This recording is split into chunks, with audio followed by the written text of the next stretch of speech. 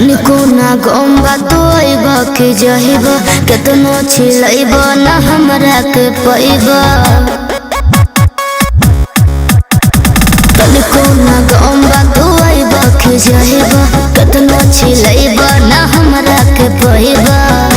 धरती बनाया चमत्कार लेके अइलू कवना भतार लहया कवना भतार लाया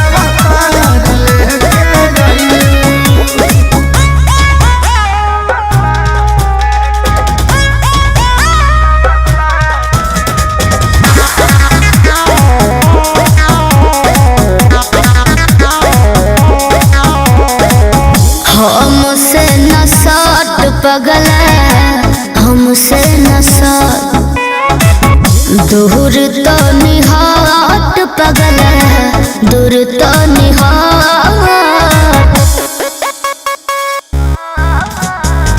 नहीं लगा के तू बहिया धरा के बोला के करा के अपन बनैबू के बनी पिया हो के कर तू धिया दिया कौना बेडरूम के बुतैबू हो।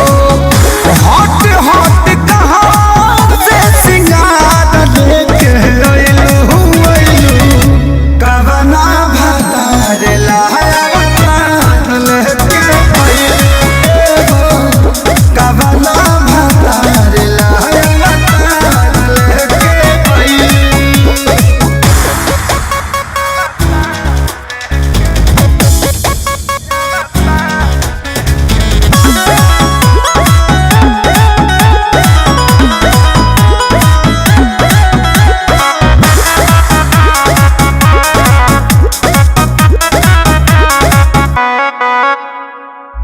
हमरा खाती हमारे सबक सब सुख बा नाही इंटरेस्ट बाट मरदा में। अरे एहो फूल झरिया बगिया में भरी चल पीपर के जड़ी तनी परदा में दिल के भीतर रह घर तू बना के जैसे रहेला सोफारी पाना जरदा में।